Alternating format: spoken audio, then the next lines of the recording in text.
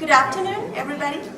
Thanks for joining us to this side event about drug control policies with a human rights perspective. We unfortunately only have 1 hour. The event will be in English. If someone requires translation, we can help a little bit by just whispering to someone in Spanish, because we are an NGO from Mexico, so probably if you need some translation, we can try to do to make that work. Otherwise, we would like to, or I would like to welcome this amazing panel that we have in this side event about this very important issue. It's the first time actually we have a panel with the international community in terms of countries. We have the ambassadors from Mexico and the ambassador from Switzerland. Welcome and thank you very much for accepting this invitation. And we are sponsoring from international organizations that have been working and trying to mainstream the topic about human rights with the world drug problem. So I would like to first introduce the speakers that we have in the panel. As I mentioned, we have the ambassador from Mexico, Socorro Flores, who is the ambassador from the Permanent Mission of Mexico here to the United Nations in Geneva. We have the ambassador Valentin Selve. Selvega. Sorry, didn't like the extras. Okay. From the Permanent Mission of Switzerland to the United Nations in Geneva. We have Luciana Paul from Centro de Estudios Legales y Sociales from Argentina. We have Eliezer Carlos from the Philippine Alliance of Human Rights Advocates and In Defense of Human Rights and Dignity Movement, RDefend. Thank you, Eliezer. We have Zaved Mahmoud, who is advisor on drug policy and human rights thematic engagement, special procedure on right to development division of the Office of the High Commissioner of Human Rights. Thank you, Javed, for accepting the invitation. And we have pleasure also to have Jennifer Hasselgaard Rove from the Geneva Platform on Human Rights, Health and Psychoactive Substances.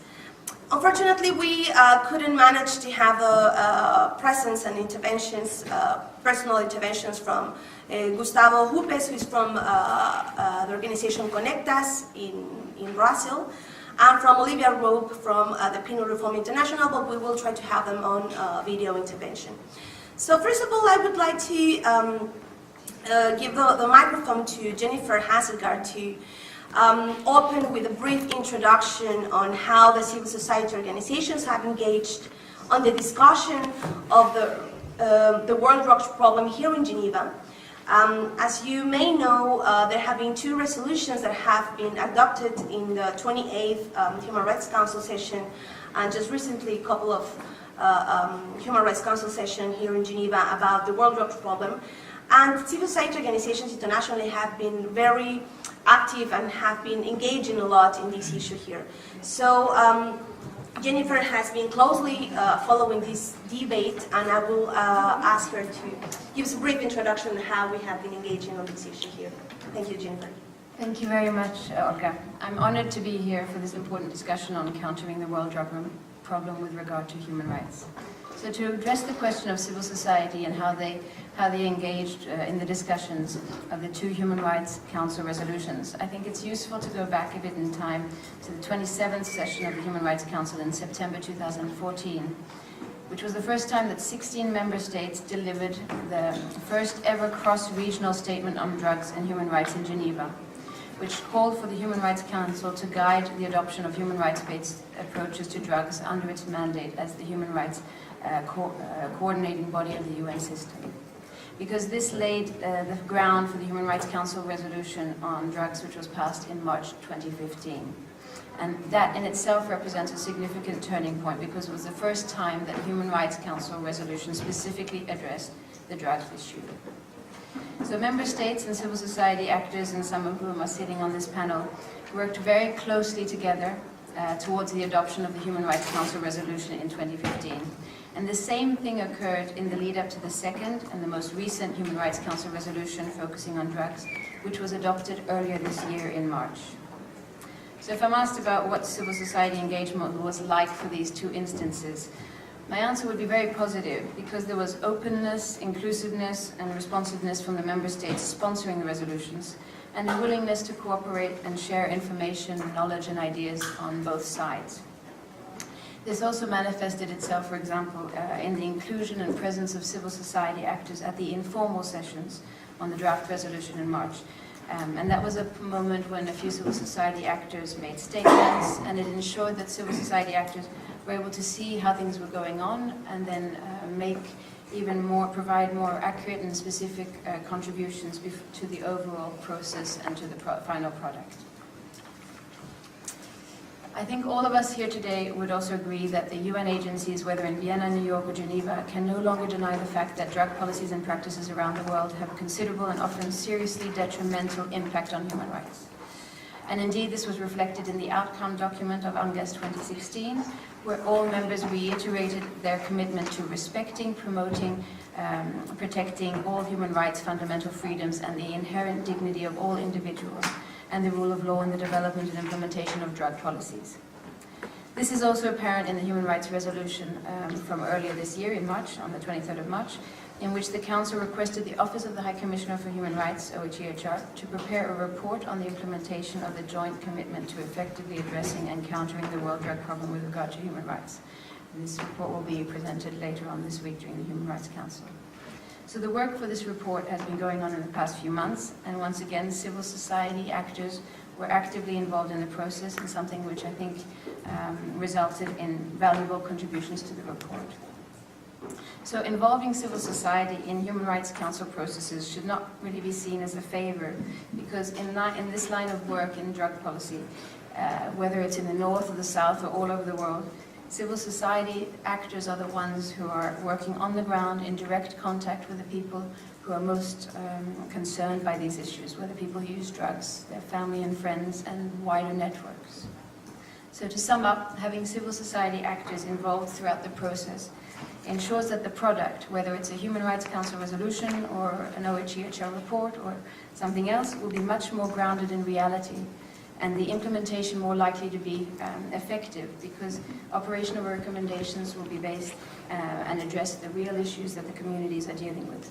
So I hope to see things continue along the lines that they have been in the example of the last two Human Rights Council resolutions, and I look forward to being part of the process. Thank you all. Thank you very much, Jennifer. You actually had some time left, but let's keep it for the fourth later. Yes, of course. Actually, I would like now to give the mic to the ambassadors, because Jennifer has said something very important, and it is normally this discussion has been within the margins of the UNOCD and CND in Vienna, and it has been very very new issue, like to raise this topic here in the Human Rights Council, which means that countries are actually trying to approach this issue with a human rights perspective. So I would like to start with Ambassador Selveger to tell us a little bit why Switzerland, for instance, believes that the Human Rights Council here in Geneva play an important role in addressing the world drug problem. Please, Ambassador. Thank you very much, and thank you for organizing this panel. As you know, this issue is very important for us in Switzerland. And let me just perhaps explain to you why Switzerland is so engaged in this topic, and then we come to the issue of the Human Rights Council and the role of Geneva. Some of you may remember in the 90s the discussions in international newspapers, news outlets, about the so-called Needle Park in Zurich. And I remember all these photographs, for example, on the front page of New York Times, because it was quite astonishing that a country like Switzerland, which has a reputation for being tidy and clean, that we had such a problem. We had hundreds, if not thousands, of drug addicts that lived in the most abject conditions in a park outside the station in Zurich. So if you arrived by plane, in Zurich, you took the train to the city. The first thing you saw was all these drug addicts living in misery. And there was a point when the Swiss government realized that the classical approach, the repressive approach, is not working and will not solve the issue. And then the Swiss government decided to totally change the approach to drug policies and to see drug addicts not as potential criminals, but as patients and most of all as holders of human rights, and to put them in the center, not to neglect them, not to emphasize a policy on substances, but a policy on people. And the government developed, together with scientists, developed a policy which rested on 4 pillars. We still have them today. And let me just briefly give you the 4 pillars of this policy. The first is prevention. Health protection, health promotion, and early detection. We also have programs for young people to inform them about drug use. The second is treatment, that those who take drugs, who consume drugs, get treatment and counseling with all the possible measures, how to get out of it and how to be healthy. The first is harm reduction. The third, comprises all strategies and measures that reduce the negative consequences of on the drug users and societies. And the fourth pillar is repression and control. And that's important. Repression is still there, but it is in a very confined place, which means that Switzerland regulates the drug market through regulatory measures and prohibitions. As all of you know, the use of drug as such is still, according at least to the law books, is criminalized in Switzerland. The practice is slightly more liberal, according also to the cantons, but drug use as such is not legal in Switzerland. Having said this, you see that the focus has shifted from a more criminal, law enforcement approach to a more health-based approach. What have we achieved with these policies that now date for about 20 years? We have a marked decline in AIDS-related death. We have a marked decline in HIV infections. We have an important decline in the general number of drug-related death, drug-related crimes also. We have an improvement and a substantial improvement of public safety and security. And you can see this, and it can be symbolized. I don't know, many of you may have arrived here in Geneva at the train station also. I mentioned the train station in Zurich.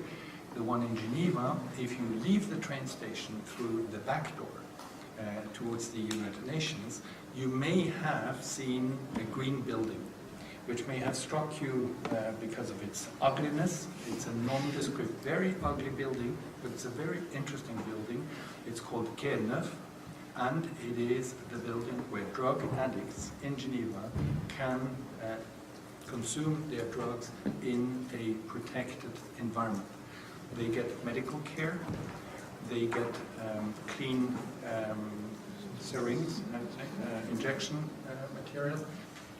They can check the quality of their drugs to make sure that they do not take toxic drugs. So they have a protected environment, and this is open not only to Swiss people living in Geneva, it's open to everybody, to people living in other countries, people who travel through Geneva, so-called non-papier, sans-papier. Everybody is welcome there because the focus is on health. And I think it's a nice symbol or at least to show, graphically, show the difference between the time in the 90s where we had Needle Park in Zurich, and today we have this sheltered environment that really makes sure that drug users can consume their drugs without all the negative consequences they would else have to face. Now, what is the role of the Human Rights Council and Geneva?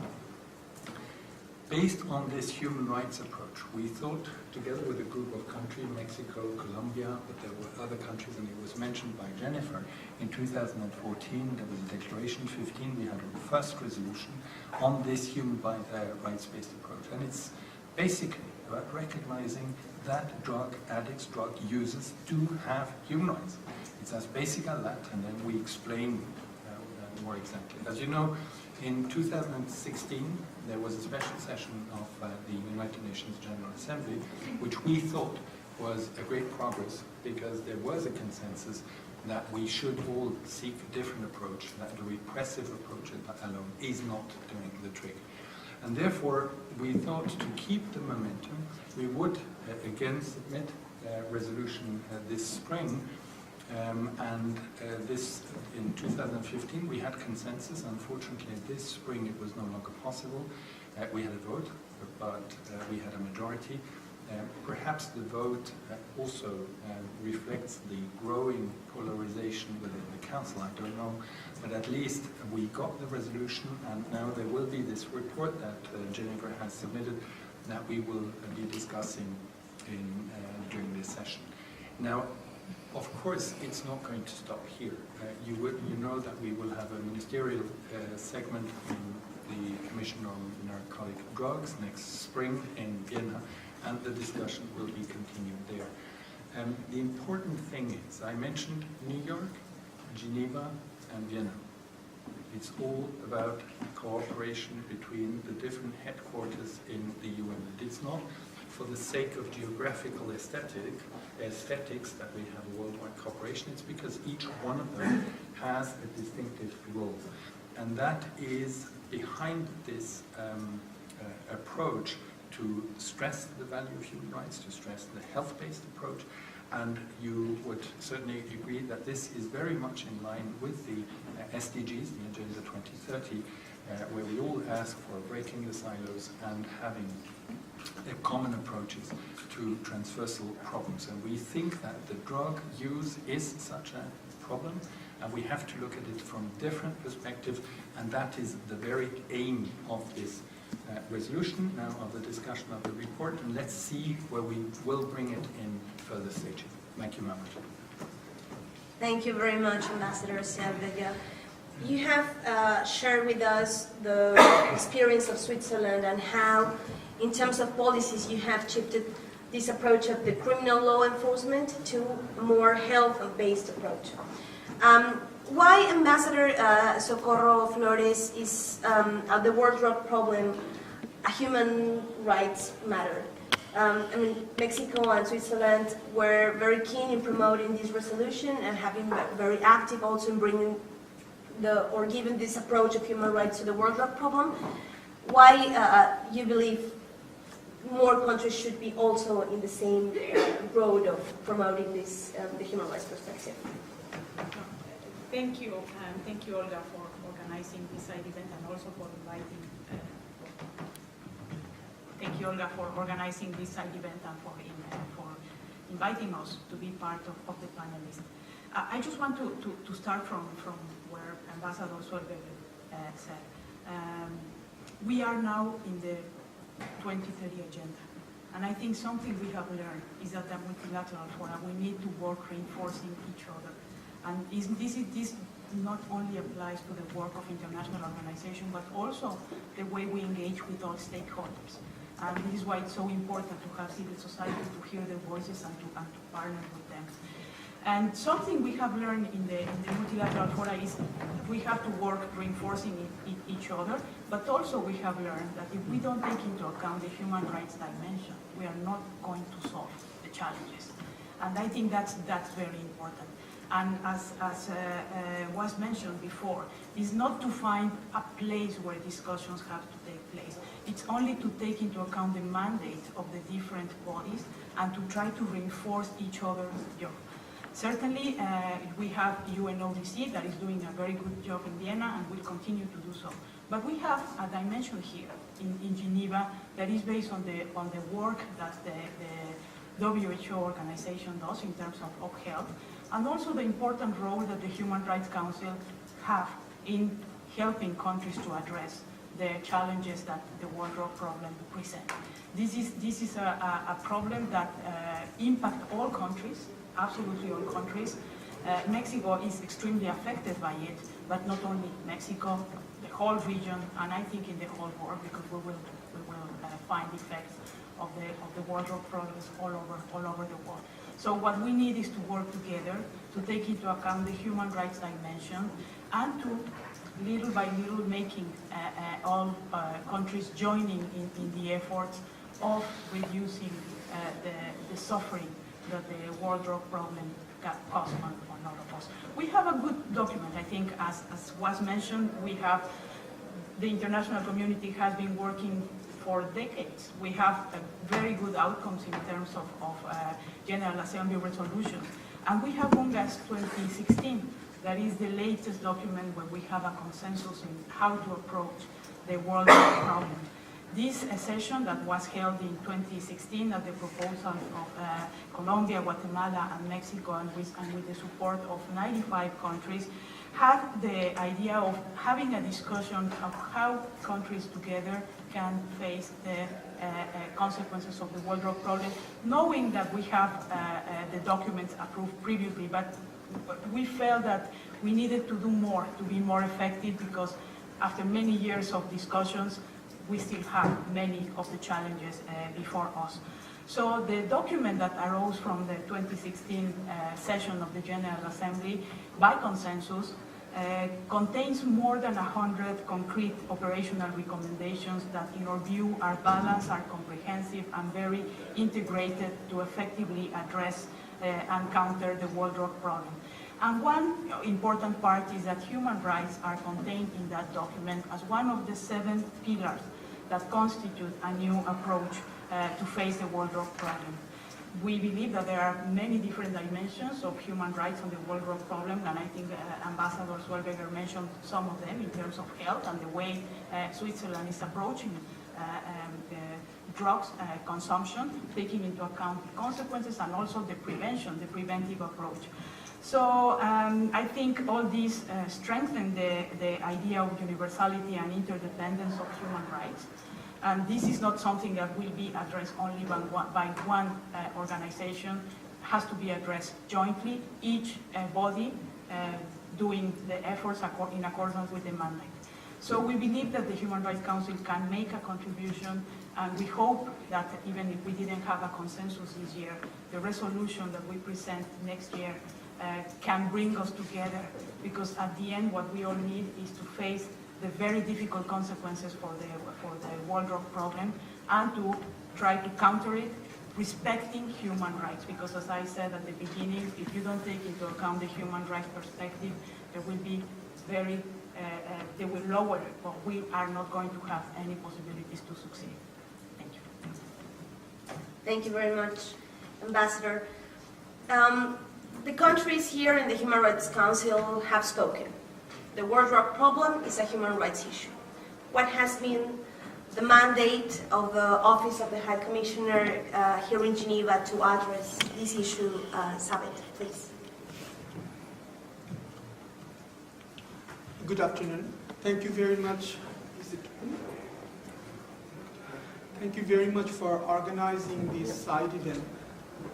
Yeah, thank you. Good afternoon. Thank you very much for organizing the side event, and I'm really glad to be on this panel with Ambassador from Switzerland and also Ambassador from Mexico and other colleagues and partners from the civil society organization. The World Office of the High Commissioner for Human Rights is doing to make a linkage between world drug problem and human rights. I would like to start from 2014. 2014, the then High Commissioner Najib Pillay issued a statement on this issue, highlighting the problem on human rights aspect and challenges with regard to drug problems in various countries, as well as at the region, at the world level, at the global level as well. And in 2015, upon request from the Human Rights Council Office, produced the first report on the world drug problem and human rights. And that contributed into the debate which took place in 2016 at the General Assembly Special Session on the drug problem. As mentioned by both ambassador about the importance of the UNGAS outcome documents and its joint commitment, more than 100 joint commitment, we are encouraged to see that human rights issue, to some extent, adequately addressed into this UNGAS outcome document, despite there are some limitations. There are some issues not being addressed or discussed, for example, the issue of death penalty, not addressed in the outcome document, and there are some limitations. But despite that, as former High Commissioner Zeid Al-Hussein mentioned, that this outcome document is a good linkage between cross-cutting issues with regard to drug problem, including human rights. And the question is that how we can move forward to implement this document at the national level.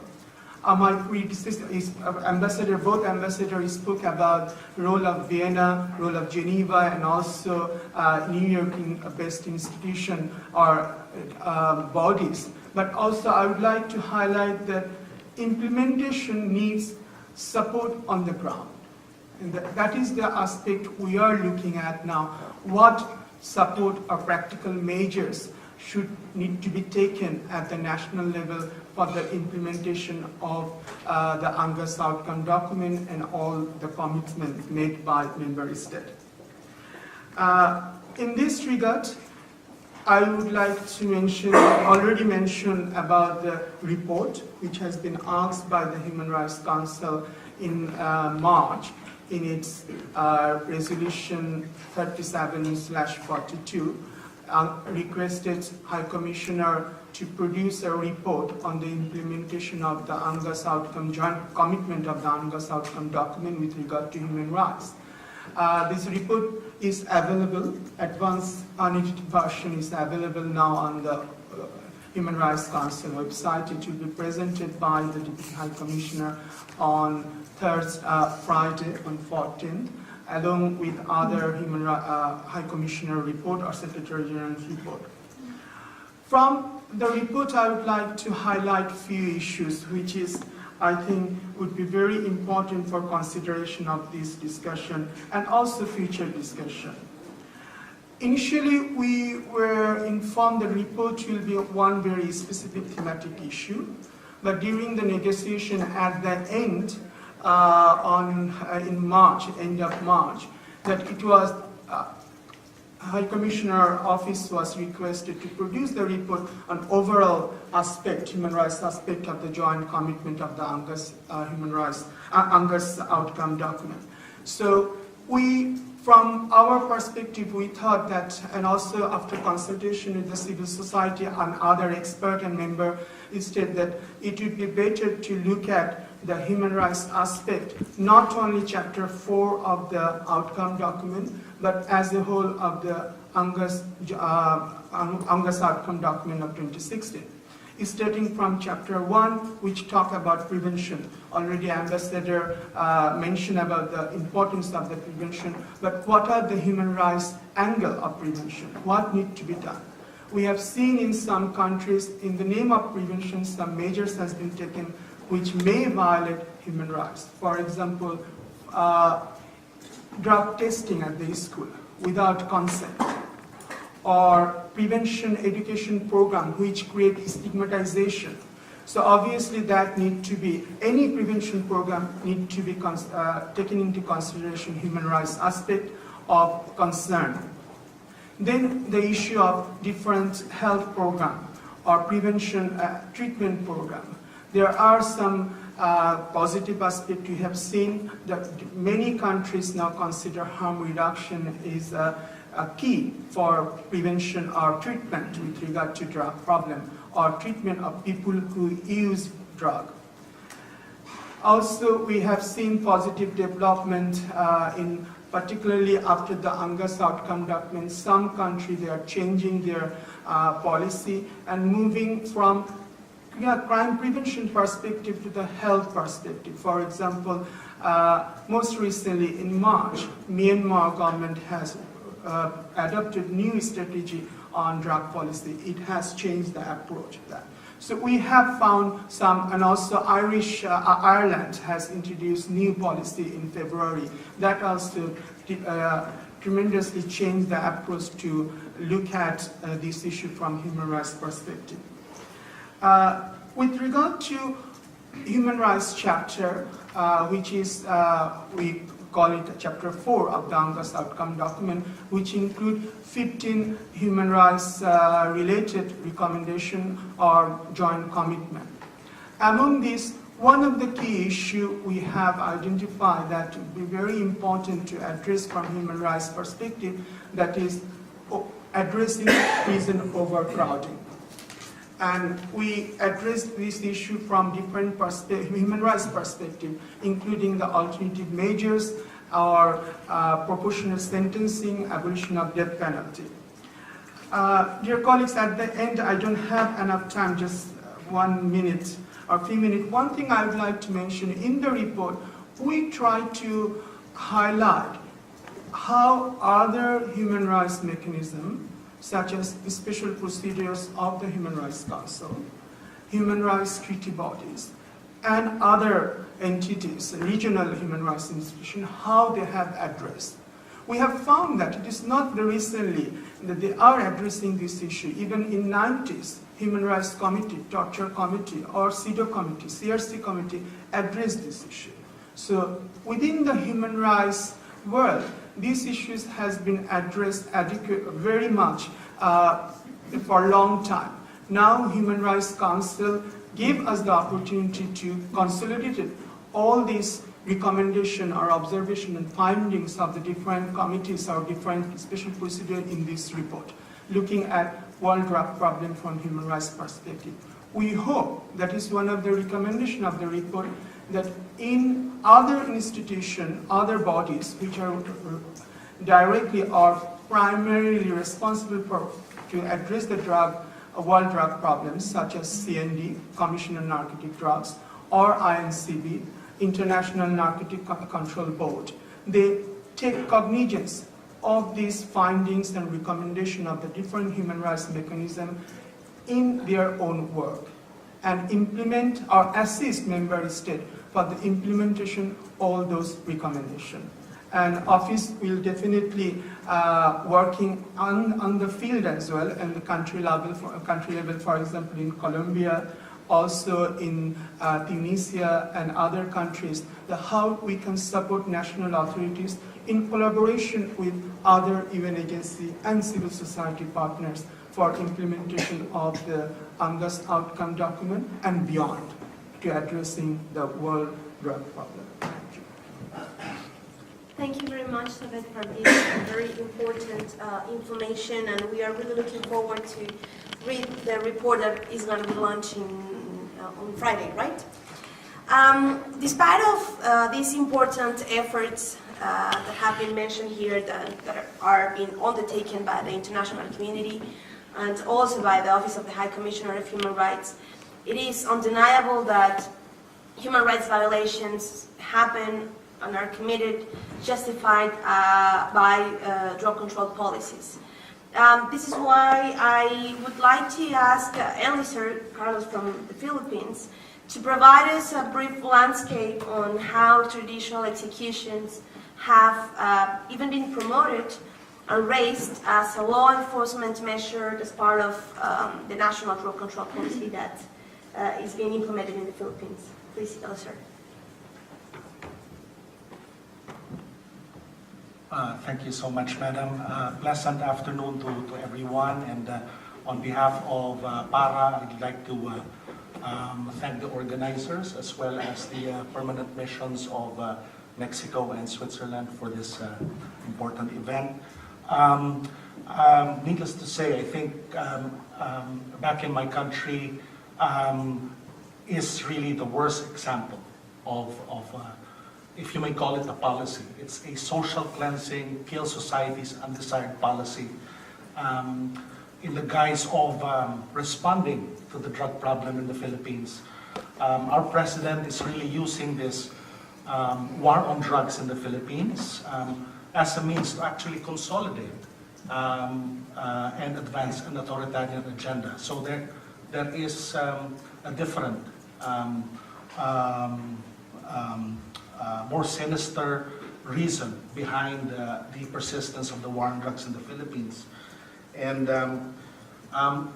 we have somewhat of a difficulty really bringing to the forefront, calling the attention of the international community that the magnitude of the killings, the extrajudicial killings in the Philippines continues. And before anything else, I'd like to flag this and manifest this, that we do need your support. No?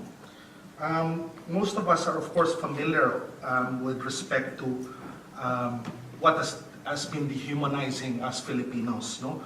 Where impunity has been institutionalized, where police and death squads continue to be shielded from litigation, where due process and rule of law are routinely circumvented, where justice is settled on the streets, a human rights calamity that has resulted in the deaths of over 26,000 Filipinos for the past 2 years, the most impoverished, beaten down people in Philippine society.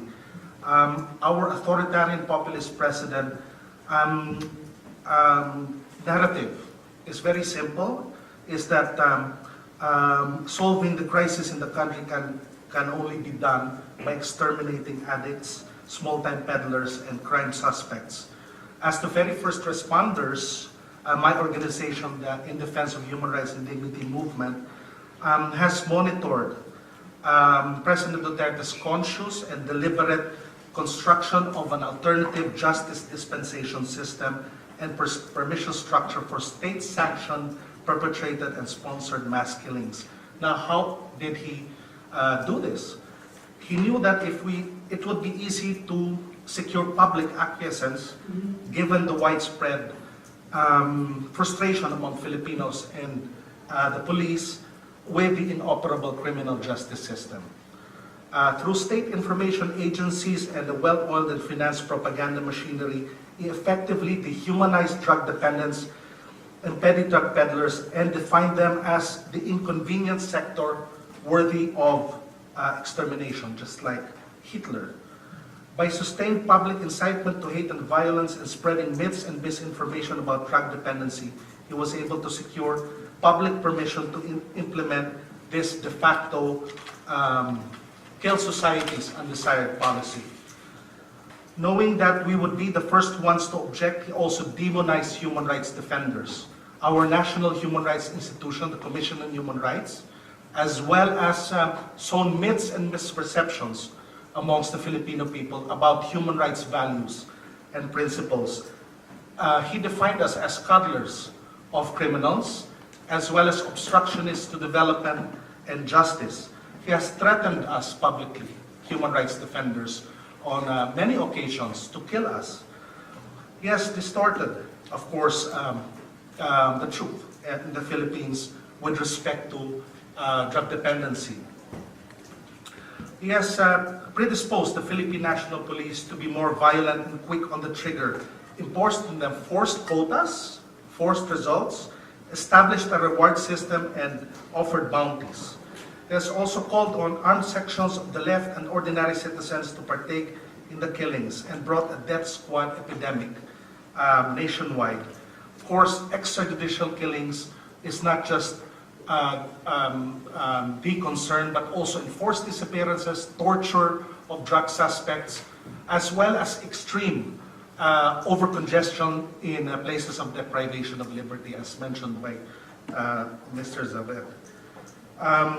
And then also, he has weaponized politically the war on drugs and established a climate of silence and fear and obedience amongst public officials, accusing and killing public officials who do not toe the line. 18 local executives have actually been killed in the past 2 years. And of course, the most prominent personality, his staunchest critic, languishes in jail, Senator De Lima, who he also has accused of judicially harassed as being involved in the drug trade. So there's no hope anymore in the Philippines given the co-optation of our judiciary and our Supreme Court, now subservient to President Duterte. No hope for impartial investigations, as well as access to justice by families of victims of extrajudicial killings. So for the past 2 years, the Duterte administration has been preoccupied with rendering ineffective, fragile Philippine democratic institutions, co-opting the judiciary and legislature, silencing critics, and building the state apparatus and machinery for dictatorship. He has waged a war on the poor, against human rights, against the rule of law, against democracy and the Filipino people. So the space for meaningful human rights discourse to implement, for example, the outcome document recommendations of the UNGAS 2016 is not possible in the Philippines. When before Duterte, you had that punitive, prohibitive, and law enforcement only approach to the drug problem in the Philippines, he has made it actually much, much worse than those repressive policies of before. So now, we Filipinos are now facing nascent dictatorship and the near demise of democracy. So how are we, thank you, how are we, as the international, for the international community, how do we, the situation in the Philippines has actually revealed a problem for the international community. How do we stop leaders, repressive leaders, from actually doing atrocious acts, mass extrajudicial killings, in the guise of wanting to respond to a drug problem in a country? So, essentially, not only has the Philippine government completely negated its obligations under the UNGAS 2016 outcome document, it effectively made the pre-Duterte prohibitive and punitive policies much, much worse. Thank you. Thank you very much, Alicia, for sharing with us this very gloomy and appalling landscape that is actually happening in the Philippines. But the war on drugs has different expressions around the world. How do the consequences of the war on drugs look like in Latin America, Luciana? Thank you, Olga. Thank you also the countries present here who are supporting and pushing this work forward, and the Office of the High Commissioner and the important work they are doing. I think the picture we just got from the Philippines was very clear in showing us how we may think that this is a new topic, especially here in Geneva, the drug policies, but in fact we are still working on problems that we have been working for decades, like the problems of the criminalization of poverty, the problems of the use of force, the problems of militarization. So that is something that we human rights organizations in Latin America, we see how the drugs and anti-trafficking efforts with, in some cases, human rights violations that are related to them are very attached and are embedded on tendencies that were present before. This is just an expression that is very relevant in the last decades. In the case of Latin America, we do not have a region with military conflicts at the present. So in the absence of wars or major traditional conflicts, this doctrine of the new threats had appeared in the area of security that are identifying new threats to security. And among them, we find very different and heterogeneous group of threats that are justifying the security policies that I will refer today, and have certainly human rights concerning aspects. The new threats are, for instance, the migration, some consequences of migrations, the poverty, terrorism, and of course drug trafficking and the criminal networks that are controlling them and the region.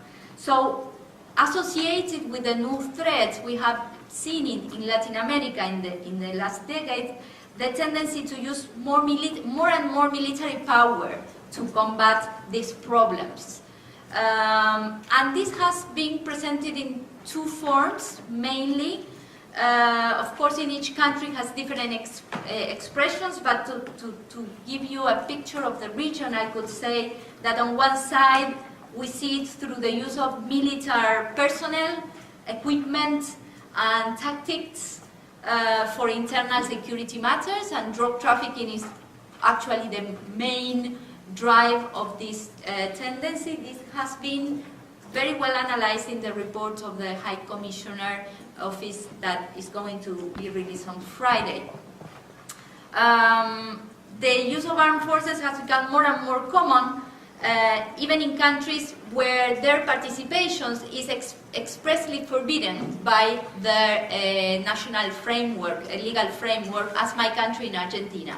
So in many cases it is being introduced as exceptions, new legislation and modification of the legal framework that would establish a very clear defense between security and defense that in the countries of the South Cone, like Argentina, like Chile, like Uruguay, because of our history and the atrocious human rights violations committed by our military in the 80s, has been established that division very clearly in our laws in the transition to democracy. So that is going, in some cases, to be reverted now because of the threat of the drug trafficking. In different countries, we've seen the intervention of armed forces in rural settings, like the eradication of illicit crops that has been seen in Peru, in Colombia. We also see massive occupation of urban areas that are usually populated by marginalized people, very poor areas that are associated with the operational territories of traffic groups. This has been dramatically expressed in the last occupation, military occupation of the state of Rio de Janeiro in Brazil. So at the same time that this worrying and concerning tendency of the using the military with all the human rights violations associated with them, and the case of the past 5 years in Mexico is also a dramatic example, we also see another tendency present in all the region, that is the militarization of police forces, and that is done through training and organizational and functional modifications that allows them to do joint operations together with the military, that allows them to use more and more aggressive and sophisticated weaponry, that requires them to have trainings that are related to military tactics. So all these militarization tendencies, two things just to close. One, it has not shown good results in terms of providing citizens with more security. On the contrary, in the countries where the strong militarization approach has been developed, we have seen a lot of risks and challenges, especially for human rights. The persistence of the corruption. At the same time, we see the persistence of all the problems of the police. In many of our countries, the call to the military is fundamented in the lack of possibilities of police forces to deal with very complex criminal networks. But that deficiency that our police forces have in terms of their corruption, of their lack of capacity to act against these groups, is persistent, and it's not supplied or balanced by any improvements in security of the citizens provided by the military. And also, the final point I would like to address, and this is how we are discussing this here today, and it's not only a matter of internal domestic decisions of the countries. One, on one side, because it is a tendency in Latin American region, of course, but also with other expressions in other parts of the world, as we have clearly seen today. But also because it is still need to analyze in depth the role of the international cooperation in these tendencies, because the programs, the developments of program trainings in Latin America, we have been witnessing this as an hemispheric collaboration in big part between the US and the different countries of the region, and those efforts had funded progressively the responses that are related with the militarization of the security. So the role of international cooperation, it has to be scrutinized from a human rights perspective, the components, what are the things that are being funded. What we have seen, and we have analyzed the international cooperation in our region in the last decade at least, what we have seen is the progressive concentration in the programs in the area of defense in detriment of reducing spaces for international cooperation in development and in areas, even law enforcement, that has more possibilities of public scrutiny. So the collaborations and public and fundings in the area of defense are more opaque to the what are the components and being done. We hope that as an international human rights community we can start debating these topics as well. Thank you very much. Thank you very much, Luciana. Unfortunately, we only have 5 minutes left, so I would like to open the floor for any questions, and I would also like to raise reflection or a question also to the panelists. Do you think that, or would it be possible to think on the idea of the creation of a special mandate about the consequences or the cost in terms of human rights of the implementation of drug control policies that could analyze and study on the field, what are the costs on human rights of the war on drugs in different parts of the world? Do you think that would be a possibility probably in the future with all these discussions that are being that are taking place here in the Human Rights Council? And I'll let you think a little bit. Any questions on the floor? We would only take, I think, 3 questions because we have like 3 minutes left.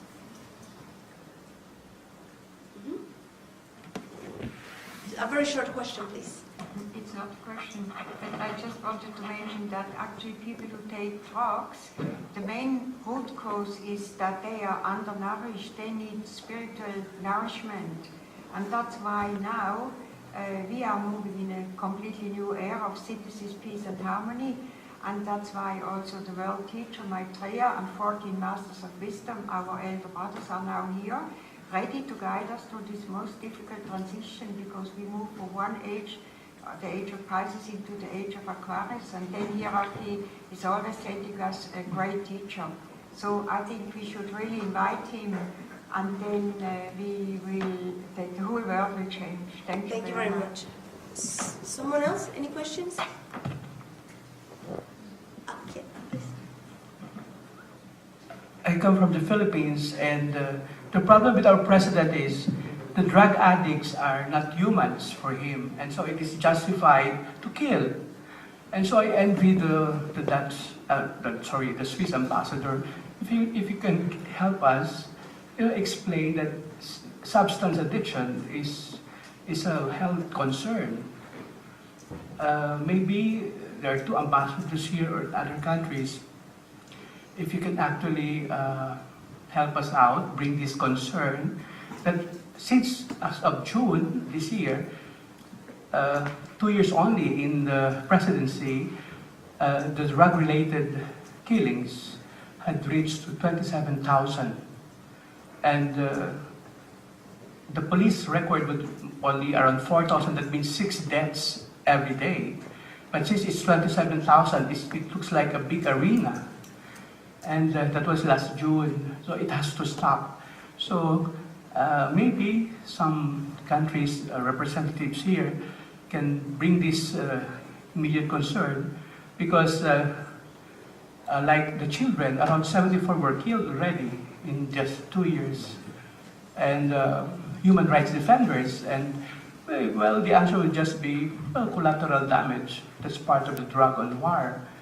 So I don't know this backward mentality of our president. That's why we beg, we appeal to the different missions here in Geneva to please bring this concern to the Office of the High Commissioner, and this is really alarming. I am Christian Buenafe from the Task Force Detainees of the Philippines. Thank you very much. So I think we will close with the questions. I'm sorry.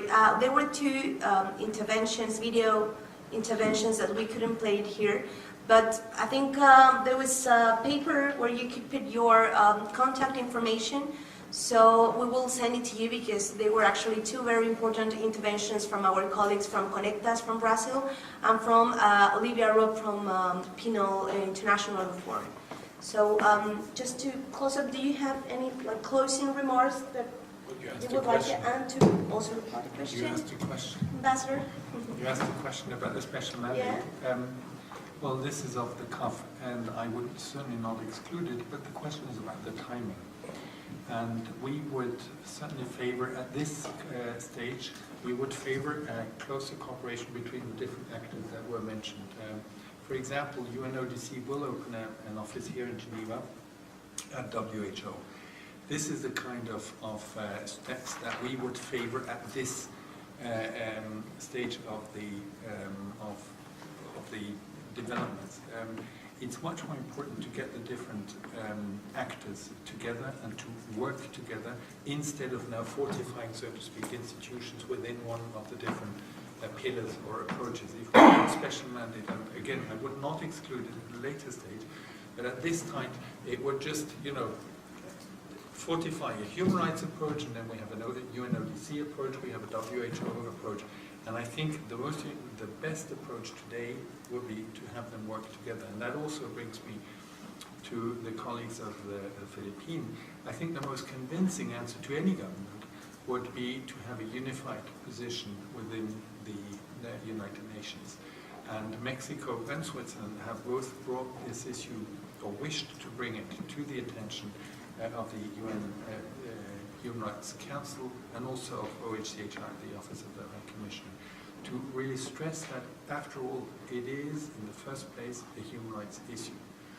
And, all these labels, a war on terror, a war on drugs, whatever war, in fact, they should not hide the fact that these are law enforcement measures, law enforcement policies, and law enforcement always have to respect human rights. And that, I think, is the bottom line. And if we can all work together, I think that will be the strongest sign to any government in the world that follows a different policy. Thank you. Thank you very much. Thank you very much, Ambassador, for this very insightful conclusion. Ambassador Socorro? No, very, very little to add. I think I just want to highlight that the resolution we approved last March in the Human Rights Council was a very important step toward highlighting the importance of human rights. And I think it's something that is beginning, and we have to make sure that we strengthen bodies, that all bodies can deliver to the extent of their mandates. And this is a process. So we don't say no to a special mandate, but I think what we have to enhance is effectiveness, and we have to see the avenues and to discuss with as many countries as possible, because as we have said, we have to go together. This is a challenge that affects all countries, and the most important is to work together. And highlight the importance of human rights. At the end, any measures that you use to counter the drug problems are going to be related to law enforcement, in a part, health issues, and they have to take into account human rights. And bear in mind the dimension of human rights. At the end, if we don't take into account that dimension, we are not going to achieve the result we all expect. Thank you very much. Thank you very much, Alistair, Jennifer, Luciana, Sabet, for your time and for accepting this very great, brilliant debate that we had here. So we will send you the information, and hopefully we will all be present in the Human Rights Council session where the report will be launched, and we are really looking forward to read it and analyze it. Thank you very much, everybody. Have a good evening.